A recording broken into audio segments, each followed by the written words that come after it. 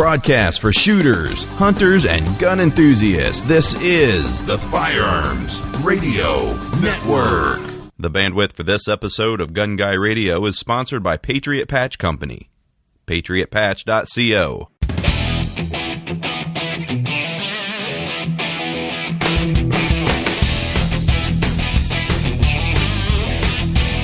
Hello and welcome to episode 190 of Gun Guy Radio. This is the podcast that shines a positive light on the firearms lifestyle. I'm your host, Ryan Bachad, and this is your weekly dose of positive firearms talk without the politics. This week, I'm joined by Nathaniel F. of the Firearms blog to cover a really hot topic of discussion, the influence of the German Sturmgewehr, or STG-44, or MP44. As always, please consider supporting the Firearms Radio Network by shopping Amazon using our Amazon affiliate link at firearmsradio.tv/Amazon.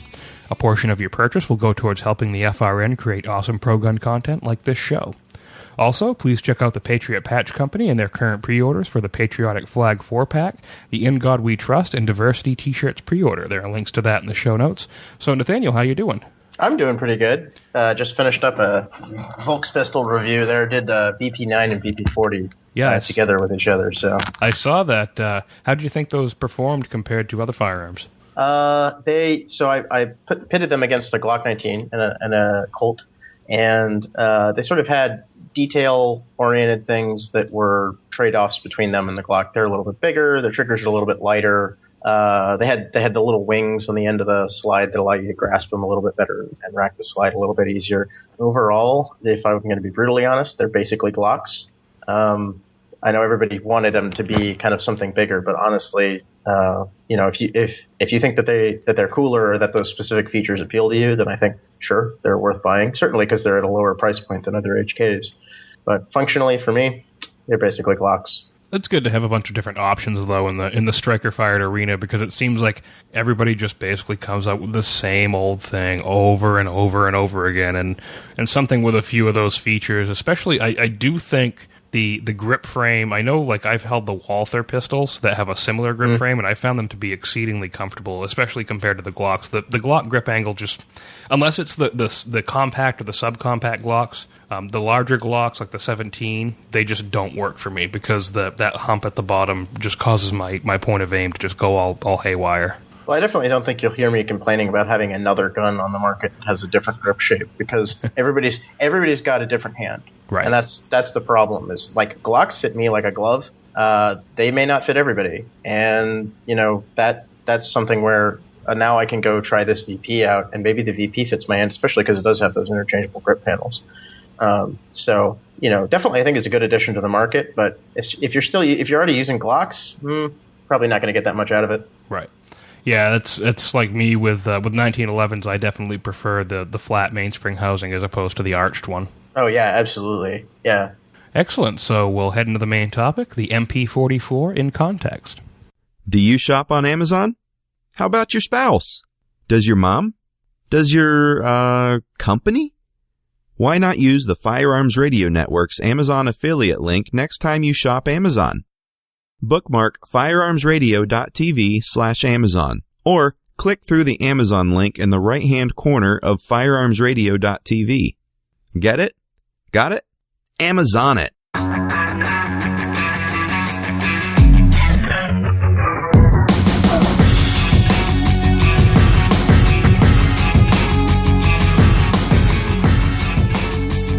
So, Nathaniel, the MP44 really, it was everybody says it was the first quote-unquote assault rifle. And when we say assault rifle, we mean rifle firing something of an intermediate-sized cartridge, not a full-size rifle cartridge like the 8mm Mauser or 30-06, not a submachine gun cartridge, obviously like a pistol cartridge, and having select-fire capability.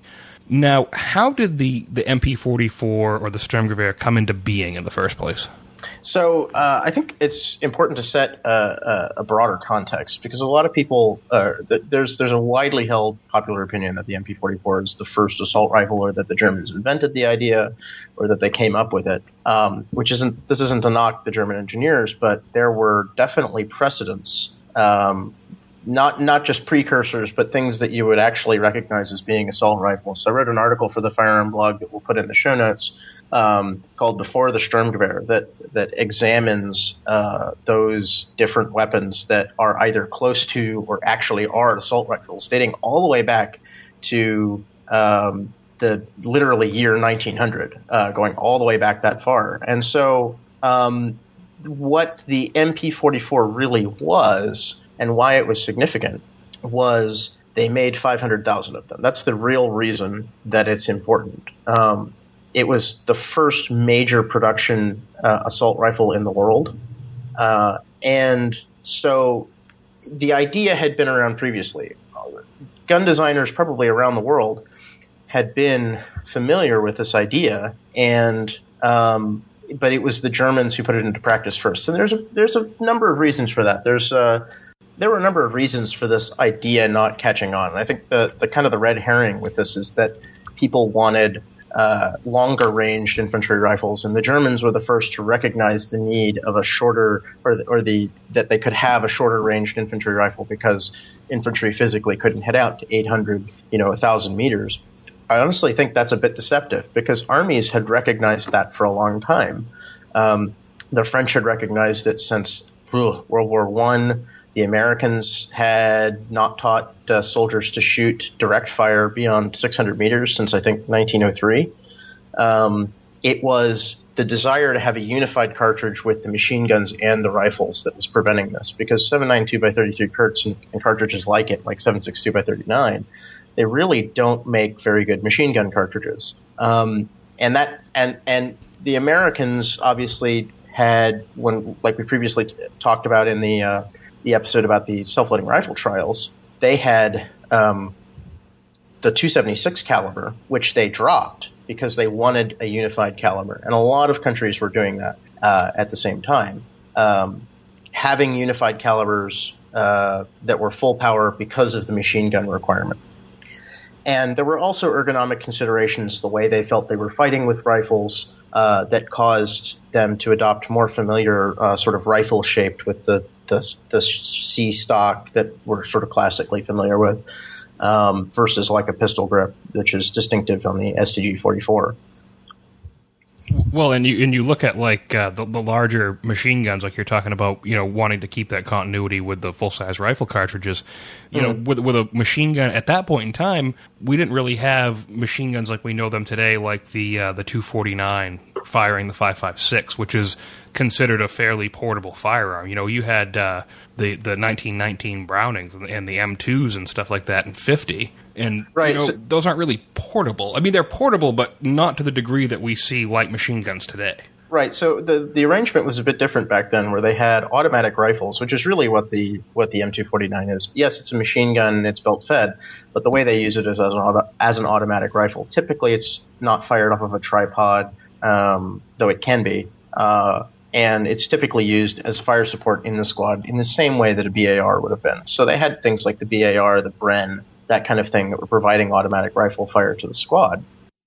So would you say like the M240, that tripod-mounted gun, you said the 249 is sort of like the automatic rifle, but the 240 nowadays would basically be considered what the M1919 was back then? Yeah, so the 240 is a general-purpose machine gun. That's another concept that derives pretty much directly from the German developments of the MG34 and later MG42 of having one machine gun that can be used as like a vehicle machine gun, or it can be used as a mounted fixed machine gun for interlocking fields of fire, sort of World War I style. And so the 240 is more in that category. It's definitely not really an automatic rifle. The ammunition and the actual weapon itself are too heavy, certainly when you're carrying a tripod around with it, to really be a convenient individual weapon, which is not like the 249. So keeping in mind that during this period before World War II, that designers were aware of the idea of an assault rifle, and that it was more of a military resistance to the concept, where they had certain requirements they wanted to fulfill. They wanted the ammunition commonality with the machine guns, and they wanted to have and ergonomic requirements with regards to things that sort of seem dated now, like bayonet fighting and that sort of thing. They had certain requirements for marching and those kinds of user interface type requirements that we don't think about very much now, because most people are transported on trucks or trains or something like that, and most infantry are. And so that's sort of why you don't see the concept embraced earlier on. There was also the problem of ammunition weight. With an automatic weapon, you need a quick way to load it, and the most obvious way to do that is to have a detachable magazine. You take the magazine out, you put a new magazine in. And they knew about this for a long time. But magazines are actually really heavy. Unless you have the lightweight aluminum or polymer ones that we have now, the actual box adds a lot of weight to the soldier's load. And so you have to have some other way of doing it. You could have something like an end block clip or a stripper clip. But every time you load that firearm with a stripper clip or an end block clip, you're compressing that spring of the magazine that's internal to the gun. So you don't tend to see rifles that have 30-round magazines that are fed via stripper clips. There's a handful of examples, but that takes a lot of effort, and there's really not a lot of point in doing it. And so what's the point of giving someone a weapon that can select fire with a 10-round, integral magazine? There's not really a whole lot of point to doing that. So instead, the armies during World War II start developing these concepts of using supplementary automatic weapons, things like light machine guns. That was something that had been around before World War II, integrating things like the BAR and the Bren into the rifle squad. And also what sort of became much more important during World War II were submachine guns. So definitely the Germans were ahead of the curve on this, because they start developing in the late 30s what they call at the time a schwer machine pistol, or heavy submachine gun. And the heavy submachine gun was the first set of requirements that did directly lead to the MKB-42H, which became the MP43 and then the STG-44. So Hugo Smeischer is working for Heinel at this point, and he is helping to formulate the requirements for this new kind of gun, the schwer machine pistol. And what they had put together two ideas. They had put together the idea of needing more automatic firepower in the rifle squad, with the idea of having lower powered ammunition, because they pretty much most of the military minds at the time knew that you didn't need 800 meters or 1,000 meters out of the gun. And putting those two ideas together became this heavy machine pistol idea. And the initial guns were open bolt because they were worried about overheating. They were worried about cook-offs. And to make a long story short, they field this idea. They put it before Hitler. Hitler thinks it's a stupid idea and rejects it. And then later on, as the war progresses and the front, especially the Eastern Front, intensifies and they get more desperate, Hitler okays production, and the MP43 is produced. They produced, I think, about 20,000 MKB-42Hs, a substantial number of them. So this was the open bolt sort of pre-production variant. And then eventually they would produce 500,000 MP44s, STG-44s. No, didn't they term it the MP to kind of sort of – I've heard they termed it that to trick Hitler because he was fine with submachine guns, but he thought the whole concept was stupid, like you said, and calling it the MP kind of kept it from under his nose. Remember that the original name was Schwer machine pistol. So I think the MP designation was to try to get the program legitimized as a machine pistol. MKB stands for machine carabiner, machine carbine. So SMP, the original designation, is so they clearly on some level thought of it as kind of a submachine gun, but eventually it received the name apocryphally from Hitler of Sturmgewehr. I don't think I've seen any documentation that Hitler was the one who actually came up with that name, but I think that's the common knowledge. And this gun was interesting in that it was both innovative and a last-ditch weapon. Certainly, the Germans were the first. The German army was the first military to embrace the assault rifle concept. That's indisputable. They fielded more assault rifles than had collectively been seen. Probably 10 times more assault rifles than had collectively been produced in the entire world. So quite a lot of them. I think there were 20,000 Fyodorov automats that were contracted, and I think they made 5,000 of them. And that was probably, I think there were 7,000 of the Winchester 1907s that were select fire with the extended magazine. So the truly unprecedented numbers. And the Wehrmacht did decide to essentially standardize on the STG-44. So they truly did embrace this concept during World War II.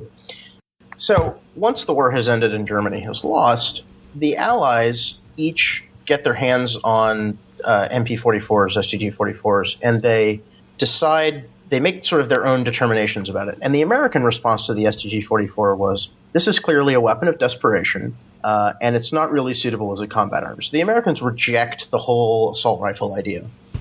The British think it's very interesting, and they move forward with a program that essentially seeks to build on it and create a weapon that would arm British soldiers with a superior intermediate cartridge, and that became the 280 British. So the 280 British was directly developed it wasn't based on the 7.92 by 33 Kurtz, but definitely inspired by it, directly inspired by it. The French looked at the mix of small arms that existed at the time. So the French basically decided to follow the American model, which they see as having a pistol caliber, a rifle caliber, and a smaller caliber for things like the 30 carbine. And they don't determine which calibers those are going to be, except they're pretty sure that the pistol caliber is going to be 9mm. And they come up with an intermediate caliber that's very similar to 30 carbine called the 7.65 by 33. And that caliber wasn't really what we would think of as an intermediate cartridge today. It was roughly the same performance, a little bit more powerful, but roughly the same performance as the 30 carbine. So you could consider it, if you consider 30 carbine to be an intermediate caliber, then certainly you would consider the 7.65 to be. But the way they viewed it was the same way that we would view an M1 carbine or an M2. So the Belgians are another country in NATO worth mentioning, and they Dudon Saïv, may not be pronouncing that name correctly, but he was a very talented Belgian designer responsible for the FN-FAL eventually. And the first prototype of what would become the FAL was called the FN Universal Carbine, and it was chambered in 7.92 by 33 Kurtz. So the Belgians were certainly interested in that caliber at that point. And then, of course, there's the elephant or bear in the room. The Russian response to the STG-44 was probably the most vigorous. They adopted in 1943 the 7.62 by 41 caliber, M43 caliber. Later, that caliber was modified by having the neck shortened to become 7.62 by 39. So they clearly felt that the intermediate caliber idea was the right way to go. They adopted that cartridge, and they intended to standardize on that cartridge after the war. What's interesting about that is that the Russians had developed several assault rifle designs during World War II. They had the AS-44, the Sudaev, and they had designs that could have been hypothetically adopted as assault rifles, but they waited to do that. And it wasn't until the 1950s that the Russians actually started fielding AKs. The AK-47 was adopted in 1949, the very end of 1949. It was like the fall, September, I think. And that delay is kind of interesting because it sort of suggests that the Russians had some reservations of their own. Now, I'm not trying to say that the Russians didn't like the assault rifle concept or didn't want to go into it or weren't in favor of it. I think they clearly recognized the need of an assault rifle because they had, during the war, fielded submachine guns to entire battalions of people. And so I doubt that they had too many reservations about it. It's just interesting they took even that long to do it. I think even they probably had some kind of resistance to it, though what exactly, I'm not sure. No, weren't they using the SKS in the interim between the adoption of the AK and the end of the war? Right, and the SKS is one of the other designs that's worth mentioning. Arguments have been made to the effect of, well, the reason there was a delay there was because the Russians couldn't design an assault rifle. That's really not true. The Russians were perfectly capable of designing an assault rifle. They had, like I said, I think 2 or 3 designs during World War II that they field tested at the very end. Certainly you could have done what the Chinese did, which is stick a detachable 30-round box magazine in an SKS and make it select fire. The Chinese actually did that. The Russians could have done that if they wanted to. In fact, I think they had a prototype that was essentially that. I mean, they could have cut down the SVT-40 and done the same thing. So it is to suggest that the Russians were incapable of making assault rifles until the 1950s is misguided. So they had some kind of resistance. Whether that was just them wanting to get it right or not is hard to tell. I mean, they did adopt the SKS in the interim, so it wasn't like during that period they were just not adopting equipment. They were adopting new tanks. They were adopting new aircraft. They were adopting, the 40s, the late 40s for the Russians was a period of great overhaul in terms of their military equipment. So it's a little strange that they didn't adopt an assault rifle. I don't know why, but it may have been that there was some institutional inertia against it. Now, automatic weapons of the period, I mean, you got to look at the Americans went into the war using the Thompson. They moved to the M1A1 Thompson, which was basically a very, very simplified design. And then they went to the grease gun. And the British were using the Sten. The Russians were using the PPSH-41, and then they moved to the PPS-43, which was basically the Russian quote-unquote version of the Sten, essentially.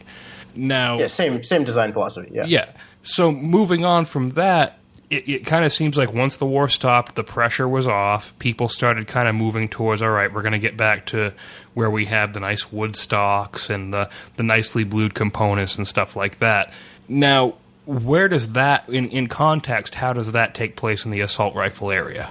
So I think this is a good time to bring up the fact that assault rifle is just a name, and I'm not trying to diminish things that fit in that category as not being significant. But it's important to remember that when you're talking about adding full auto capability to a squad, the rifle squads and companies and platoons of that period had automatic weapons. Not every soldier was armed with an automatic weapon, but they had automatic weapons. And that needs to be kept in mind when thinking about the STG-44 as the new individual weapon that brings a lot of capability to the battlefield. For those German units that were armed entirely with STG-44s and did have ammunition supplies and magazines available to them, I'm certain they had some kind of advantage over the Allies, though probably the infantry weapons are overshadowed and kind of grayed out by the greater effect of like tanks and aircraft and that sort of thing. But in terms of infantry small arms, they certainly would have had an advantage. And I'm not trying to say that they didn't. But a lot of people see the bolt-action rifle as having a certain amount of capability, and then they see the STG-44 as having greater capability. And that's true, but that's not the whole picture, because you don't fight alone in an army. You're fighting with a bunch of other guys, and you're fighting as a unit. And so the MP44 is a streamlining of the assault rifle is a streamlining of some of these different kinds of weapons. Submachine gun and rifle put into one category, able to be done by one weapon. Is that significant? Yes, but that's an important context for that period. Some people will also point to the layout of the STG-44 as being unique and it was copied. Well, yeah, that layout had been around for a long time. The Thompson's got the same layout for example. And was that with an intermediate cartridge? No, but again, the way that they used the weapons was different, and they considered submachine guns to be, an automatic fire supplement to the squad.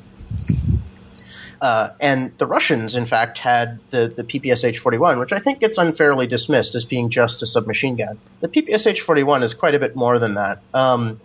It's not an assault rifle, at least not by most people's definition, but it is select fire, and it shoots a cartridge with a very high muzzle velocity for a pistol round. I think coming out of a PPSH-41, you're looking at like 1,700 to 1,800 feet per second, which is coming up on 30 carbine territory. Again, not as capable as an STG-44, but the PPSH-41 was fielded in much larger numbers. So in terms of significant automatic firepower that was actually being used in that way, yeah, as a weapon, from a technical perspective, the PPSH-41 is downright crude compared to the STG-44. But especially if you're considering how the Russians' development of assault rifles occurred, you have to consider things like the PPSH-41 or the PPS-43 alongside the STG-44. Well, and didn't they field like entire squads just armed with PPSH-41s just running across the field firing? I believe they fielded like entire battalions. Yeah, entire large groups of people. And that I think the human wave aspect of Russian tactics has been overemphasized. But but certainly they felt that submachine guns were an adequate weapon to arm large numbers of people, which probably explains why after the war they were, the first country to actually adopt an assault rifle after the Germans. One final additional piece of context with regards to the MP44 is that it was a weapon designed around desperate circumstances. And in my opinion, this is something to be admired about it, because they had a restrictive set of requirements that they designed around. The weapon was designed with a requirement, I think it was actually a suggestion, to use as little alloy steel as possible. The Allies had been trying to cut off essential alloying components like chromium and molybdenum and that sort of thing from the Germans for even before the war started.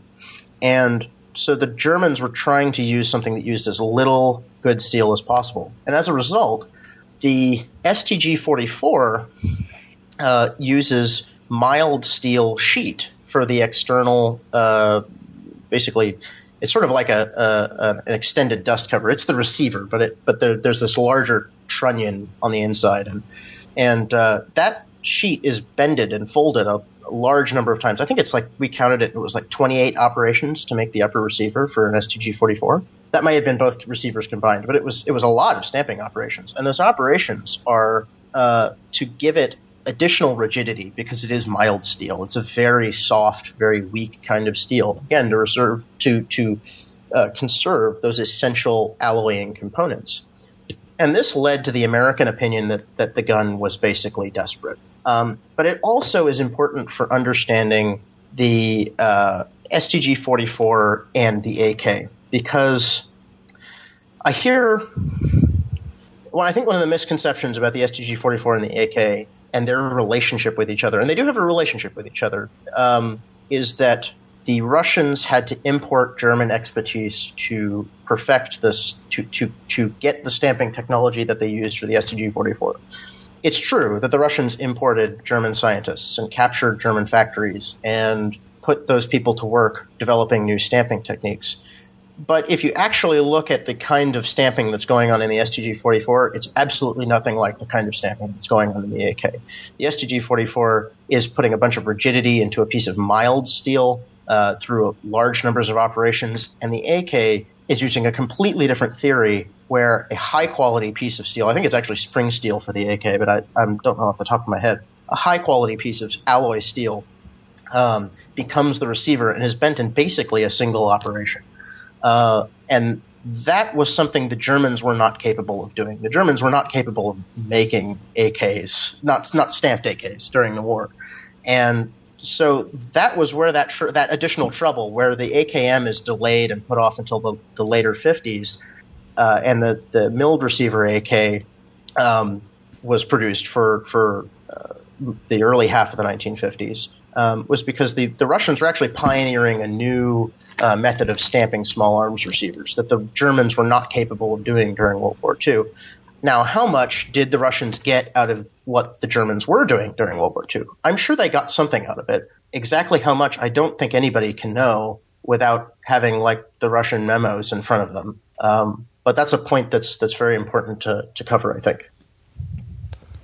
Now, I don't have a dog in this fight in terms of whether or not I like the STG-44 or not.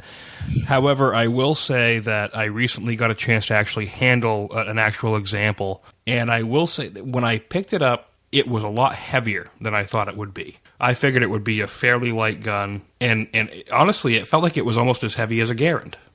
I think they actually vary because their receiver thicknesses varied throughout the war, and so you'll get some that are like 10.5 to 11 pounds unloaded. The one Alex C., my co-writer on the Firearms blog, has is I think it's like 9 pounds unloaded. So there's a lot of variation there.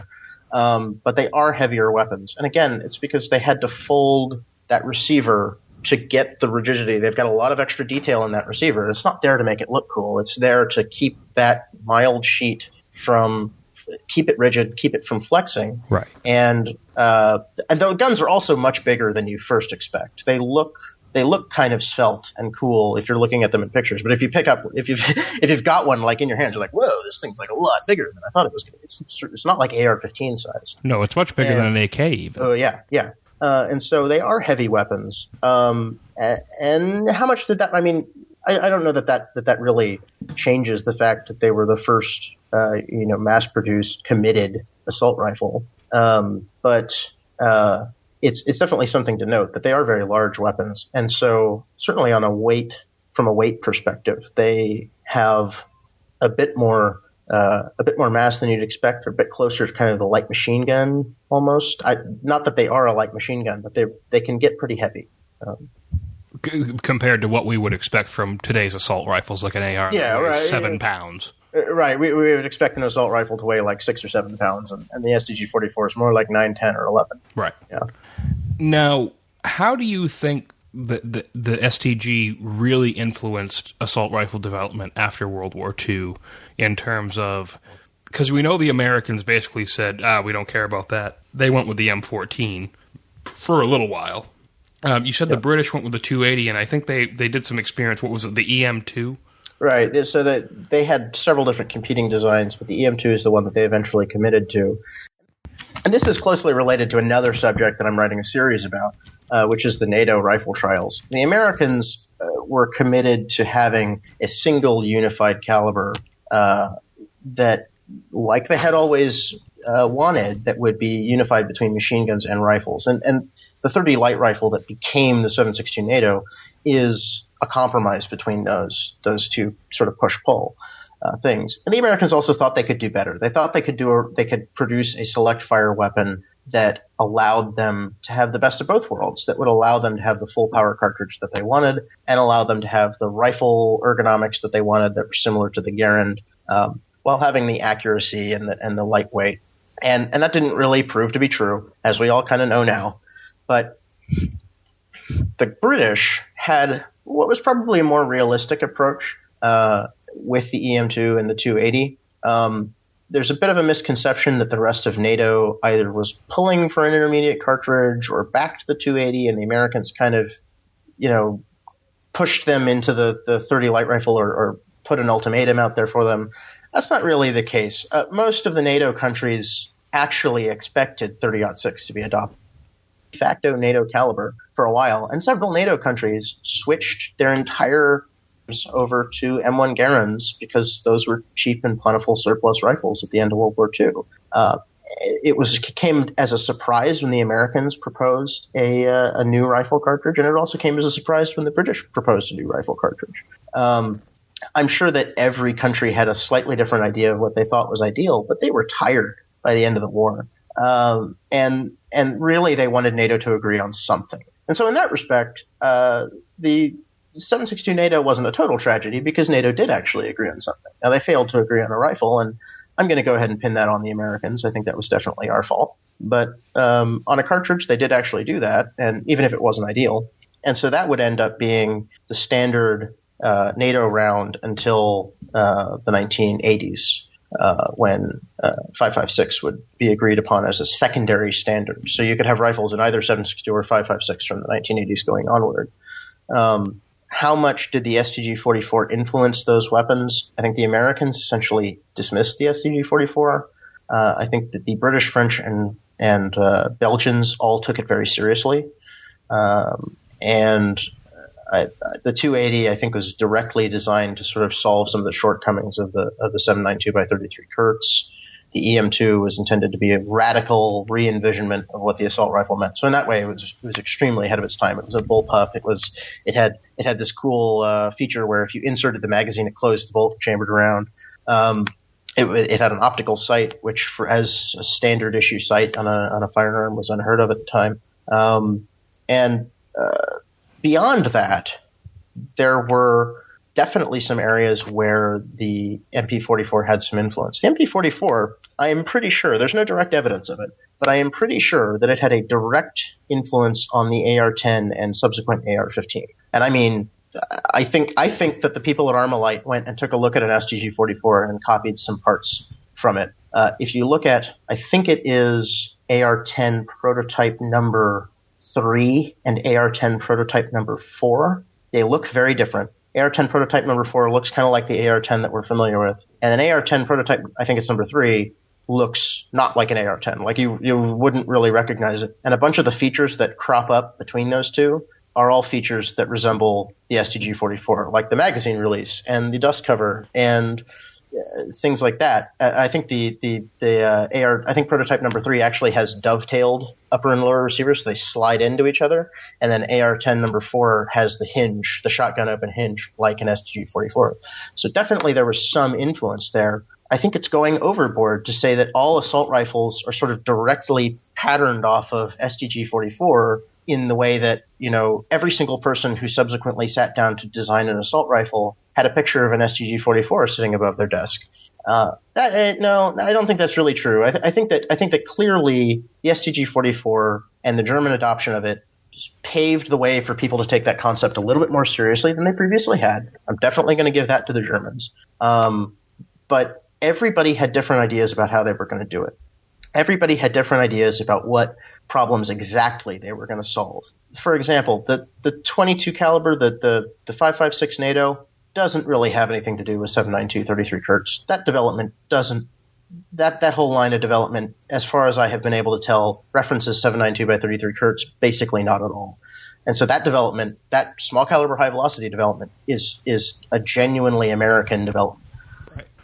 Well, I mean, they're just the parallels aren't there, but conceptually, you do agree that the STG-44 had a real big impact on the whole idea of influencing these other countries to say, maybe we should look at this whole idea of not having a full power battle rifle like the M1 Garand or the Mauser 98K. I think that the adoption of it did. Yeah. The actual weapon itself, maybe. A lot of people were not that impressed with it because it is kind of crude and it's designed in such a way that's uniquely suited to the German requirements, right? And so you'll see things like the FN Universal Carbine just basically takes the whole STG-44 and throws it away and keeps the caliber. Right.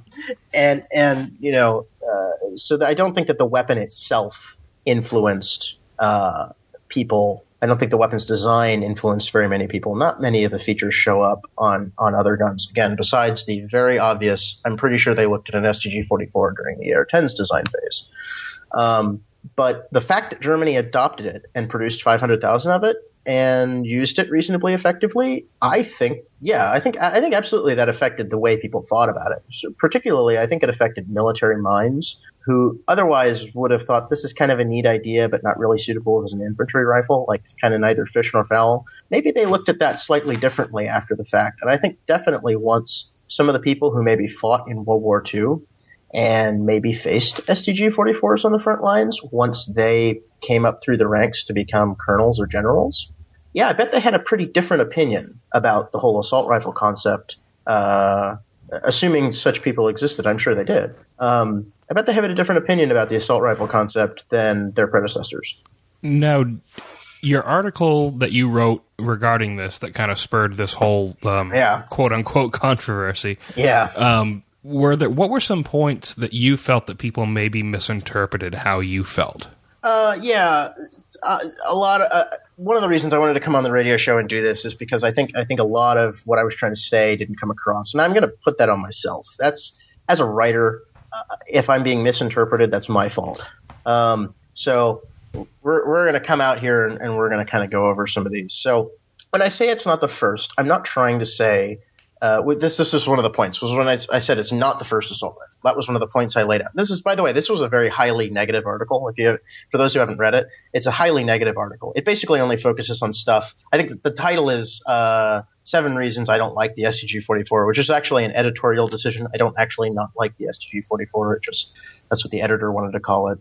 Is that a clickbait title? Yes. But the 7 points that I put in there, which are all negative, and that the point of those being negative was to try to shift the perspective a little bit more, was to try to get people to rethink some of the things that they had thought about the gun before. And I guess it did affect people because some people got pretty mad. When I say it wasn't the first, I'm not trying to say it wasn't the first, so they made 5,000 of them and 500,000 of them. That doesn't matter. I'm saying that the concept had been around previously. The Germans didn't invent the concept. it had been around, and there were numerous other predecessors to it that helped sort of spread that concept around it. And it was pretty well known among experts and people who were involved in the field by that point. Even the name assault rifle, coined by Hitler, well, they had been using that term to refer to automatic rifles on the Western Front of World War I, excuse me.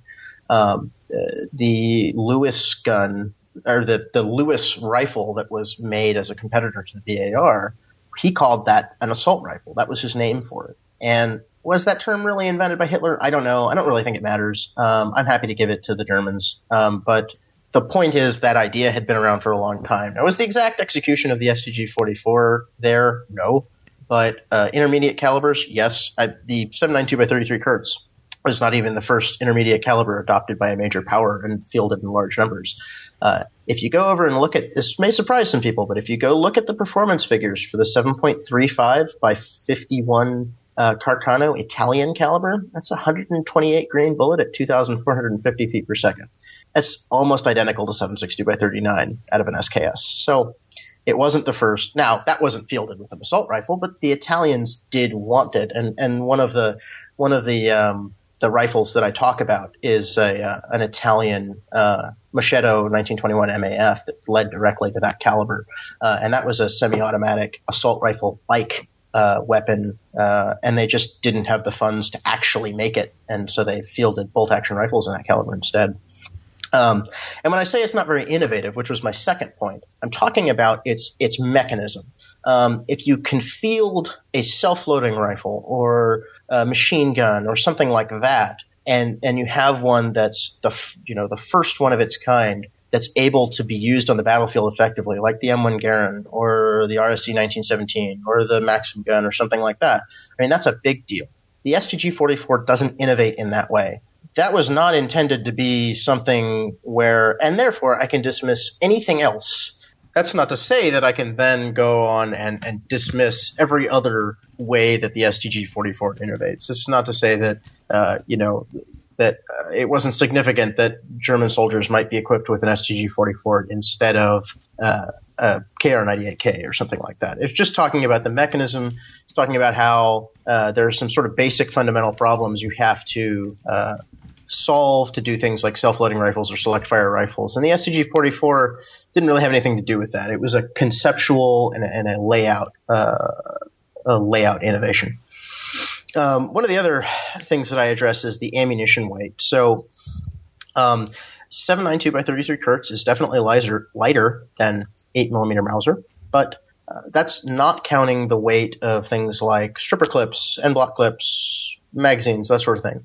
And I did a little bit of math in the article that shows that basically if you take a soldier armed with an M1 Garand and you take his ammunition weight with the end block clips and you give him if you give him 240 rounds, which is way over the combat load, but it's convenient for math purposes, 240 rounds of ammunition on end block clips. And if you give a soldier with an STG-44 240 rounds in magazines, they weigh almost exactly the same because the magazines are so much heavier. And that's all the point I was trying to make is that there was a reason there to not go to something that was using detachable magazines. And there was, that kind of puts a damper on the whole argument that the ammo of the STG-44 was lighter. Now, the STG-44 definitely conserved fewer raw resources every time you shot it. And that was really good. That was something that probably benefited the Germans, provided they could get ammunition for them. Well, my question is though, and I don't know this, you may know more about this, but did most soldiers, when they had like an M1 Garand, for instance, did they pick up the end block clips, or did they just leave them where they lay? Almost certainly left them on the ground, because the ammunition would have been shipped in end block clips. Okay. With that respect, you're right. You're wasting an M block clip every time you empty a magazine. So from a resource perspective, you've got a very different equation going on there. I was just talking about what the soldier was physically carrying, right. And the reason I mentioned that was because that was something that military minds of the time were worried about, and so that was a contextual point that you even had people in the Army involved with the M14 program who were calling for fixed magazines for the M14, which we think of as bizarre, but that was what they were worried about. They were worried about the additional weight and cost of those magazines. The next point I make in the article is that the title of that point, probably a little bit poorly worded, was full auto probably didn't count for much. And my point is that full auto is a situational thing. At the time, if you look at the original designation of the MP44, it was called the heavy machine pistol, heavy submachine gun. And that really buys into the earlier doctrines regarding individual automatic weapons, that it would be just like a step up from the manually operated repeating rifle to the semi-automatic rifle with full auto capability. You'd be putting out even more fire. You'd be doing it all the time, and it would be a great way to do things like storm bunkers and that sort of thing. That doesn't really prove to be true. Full auto is useful for certain things like ambushes and suppressive fire, though even today, most suppressive fire is done with semi-automatic. And that is, with the exception of things like the M249. And that is the point I was trying to make, is that people kind of imagine German soldiers being able to just go full auto all the time. And that probably wasn't how they were actually used most of the time, which isn't to say that it negates the advantage that they have when they're, when a group of German soldiers are ambushed and they have the ability to go full auto. But we should also remember that the Allies had automatic weapons too. They just weren't assault rifles. And then the next point that I talk about is the rifles not making it to the front, or the ammunition not making it to the front, or the magazines not making it to the front. And they had supply problems the whole war. That's basically all the point is just saying the Germans had supply problems. And so if you look at that number of 500,000 rifles, that looks probably more significant than it actually was, because they had those supply problems, and not all of those guns had an effect on the war. Was the STG-44 the most prevalent automatic weapon on the German front? Probably not. Was it the most prevalent automatic weapon of the war? Definitely not, right? So how much impact did it have in that sort of big picture in terms of impact on the war? Well, there were 500,000 of them, and a lot of them sat in warehouses. So that was the point I was making there. Right. Now, conceptually, like we said, the STG-44 really introduced the concept to a wide, we'll say, marketplace here in lieu of another term. But everybody, like you said, except the Americans, saw it and were like, "Oh, this is kind of an interesting idea. We may pursue this, but in our own particular way." Right. How do you feel about everybody's reaction to the intermediate cartridge, and do you really think that the 7.92 Kurtz actually had that much of an influence? Do you think that maybe had more influence than the STG itself? I think it really did. The Russians were sold on the intermediate cartridge idea basically instantly. The British were sold on the idea after the war.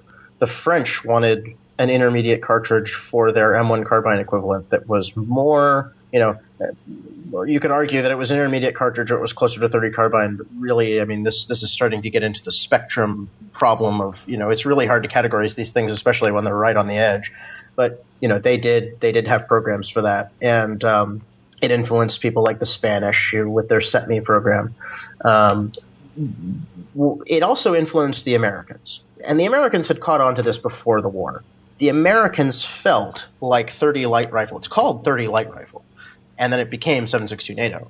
The Americans felt that the 30 light rifle was an intermediate cartridge. And in fact, they had exactly the same idea as to what the advantages of this cartridge would be. I don't have the figures on me, but there was a calculation that someone did about how much during World War II, if they had been armed with 30 light rifle instead of 30-06, how much brass it would have saved them. So they were thinking along very similar lines. We want to have a smaller cartridge, but the Americans just weren't really willing to compromise some of those other features, and so they got a bigger caliber. And obviously, the 280, as we already mentioned, was also influenced. Now, do you really, in terms of the criticism that you received of your article, what do you feel that the main focus has been, and do you feel like that focus has been misplaced? I feel like people have strong feelings about the gun, and I think that's probably coloring the way they read the article. And I hope that people who have previously read it and kind of dismissed some of the things, if they're listening to this, go back and read it. and pay very close attention to what I'm trying to say. It is overwhelmingly negative. The reason that article is overwhelmingly negative is because I was hoping to kind of shake up the conversation about it. I realized that my presentation probably needed work. I don't consider it my best piece of writing, and I think that I had communication problems, but I think there's still a lot of material there that people can read and come at it from an objective perspective and take a look at some of these things that really probably do indicate that the STG-44 had an inflated reputation, and it has an inflated reputation. The example I put out was, as I was discussing this beforehand with you, was that if I had written the same article or the same kind of article about the RSC 1917 self-loading rifle, which was in a very similar position to the STG-44. They produced 90,000 of them during World War I. It was the first self-loading rifle produced in large numbers, though they didn't replace all of their small arms with them. So historically speaking, it's a very similar kind of weapon. If I had written that article about the RSC 1917, I don't think anybody would have cared. Right. And I think that kind of puts it into perspective. Well, it's not the rifle they've seen in video games. It's not the rifle they've seen in movies. It's not the rifle they've seen various other places. And like we said earlier, no one's really trying to say that the MP44 is a terrible rifle or it didn't have a significant influence. But it may be a little bit overstated at times. Yeah, I think there's it's put on this pedestal where it kind of the point was proven for me better than I ever could have proven it just through the text of the article with the response I received to it. If you criticize it, people are going to get angry with you. And I don't think that's the way to – I'm not trying to say it's terrible, but I don't think that's the way to actually look at history objectively. I mean, me personally, it kind of reminds me of the hatred I get when I say that I don't like Glocks. People accuse me of not understanding what Glock brought to the table, and I know what Glock brought to the table, but to me, it's just I don't know. I just don't get all hot and bothered about Glocks. I like different designs. Yeah, the STG-44 is very similar to me. I wouldn't say that I hate it. I wouldn't say that I don't like it, even despite the title of the article. I wouldn't say that I don't like it. It just doesn't do very much for me. I am interested in its history, but the weapon itself, I've fired them before, and every time I see one in person, I'm kind of like, okay. I mean, I like shooting Glocks, but if I wanted to buy a gun that I knew would work, I would buy a Glock. I know it would work, or I have a Steyr. That's the reason I bought the Steyr, because it's not a Glock. But they work as well. I find that my Steyr is just as reliable. It fits my hand better. It's not quite so mainstream, and I just tend to find it a little bit more interesting. Yeah. But if someone comes to me and says, I've never bought a firearm before, I'm going to get some training, I want a reliable gun, I want something in 9mm, my response is going to say, go buy a Glock 19. Yeah. There are a ton of aftermarket support for it, and it's going to do for you what you need it to do. Right. Reliably. And it's not to say that, if somebody offered me the chance to shoot an STG-44 again, I wouldn't take them up on it. It's not something I have a lot of romance about. It's not something I have a lot of emotion about. And I feel like that allows me to approach it from a more objective perspective than some people who really like the gun. It's their favorite gun or something like that. I think that's evidenced through partly my own inability to communicate what I was trying to say in the article, but also people's response to it, where he's criticizing the gun that's my favorite gun, and right. So I'm going to get angry about that. Now, is there anything else you'd like to add before we wrap up and close out the show? Oh, there's a lot more we could talk about. There's whole sections that we didn't get to, but I think we're going to have to leave that for another time. I don't hate the STG-44. I think its history is pretty interesting, and there's a lot of things I do like about it. And I say that in the article. So, also, I don't hate Germans. I did accuse you of that because I read your HK article, and I was like, the first thing I led off with, I said, Nathaniel, why do you hate Germans? I have actually probably, if you put aside the G36 articles, and that's ongoing news, if you put aside the G36 articles, I've definitely written more critical things about American guns than German guns. And I think everybody kind of if I'm criticizing an American gun or an American caliber, people go, why do you hate America? If I'm criticizing something that's British, people go, why do you hate Britain? Okay. You just approach things with a pretty objective lens. No, I just hate everything. I hate everything.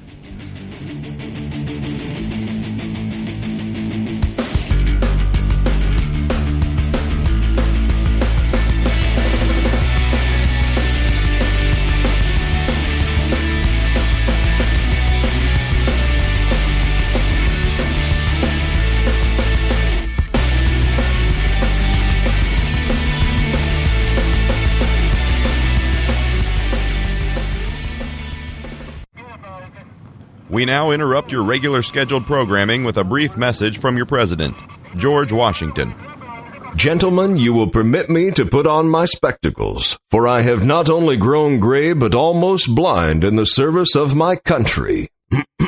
By an anonymous summons, an attempt has been made to convene you together to promote Patriot Patch Company's patriotic 4-pack of morale patches. These finely crafted, Velcro-backed, PVC-injected patches feature 4 vintage designs: the Bennington flag, the Gadsden flag, the Gonzales flag, and the Confederate battle flag.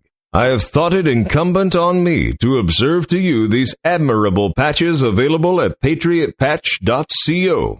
Had this day been wanting, the world had never seen the last stage of perfection to which human nature is capable of attaining. Pre-order yours with haste at patriotpatch.co. So, Nathaniel, where can people find your articles and more information about what you do? Well, you guys can hit me up at the Firearm blog. I write there many times a week, so I've always got something new that you can read. I also host a blog over on Blogspot. It's 196,800 revolutions per minute. I probably could have chosen that name better too, but I don't update that one nearly as much. Most of my content goes to the Firearm blog. And every now and again, you can catch me here on Gun Guy Radio. Excellent. So there'll be links to that in the show notes. So, Nathaniel, thank you for coming on. Really appreciated the discussion, and I think people will find it interesting. I hope so. Gun Guy Radio says thank you and proudly displays artwork and graphics designed by Ryan Cross of Hunter of Design. hunterofdesign.com. So that about wraps up this episode of Gun Guy Radio. Remember to subscribe to us on iTunes so that you never miss a show, and please leave us a review there as well, gunguyradio.com/iTunes. Please consider joining the NRA and the Second Amendment Foundation. There are links there in the show notes. And don't forget to check out the other shows on the Firearms Radio Network. Also, be sure to check out the Patriot Patch Company, started by FRN's own Jake Challand and Ryan Cross. Patriot Patch Company offers high-quality 3D PVC vinyl patches with Velcro backing that is sure to satisfy any tastes. Be sure to check them out at www.patriotpatch.co. This is Ryan Machad, and I'll see you next week.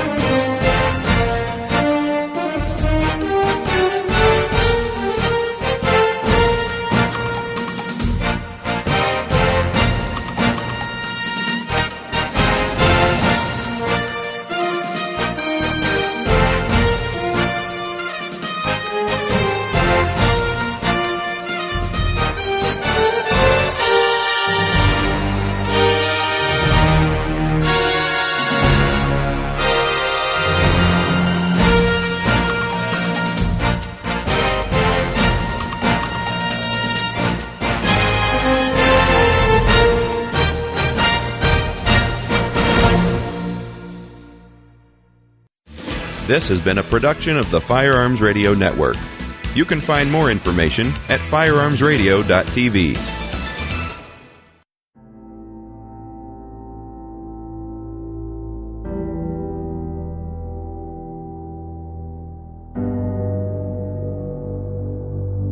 Freedom. How does one maintain freedom? That's a question our founding fathers pondered over 200 years ago. They believed the solution was in our Constitution and its amendments. We exercise the freedom of speech every day here at FRN, along with the right of the people to keep and bear arms. Preserving freedom. We believe the Second Amendment could possibly be that one amendment that protects all the rest. Help us to preserve America as a shining light on the hill. We do our part by providing entertainment and information that supports the Second Amendment every day. Preserving freedom. What do you believe? Get involved. Show your support at patreon.com/FRN.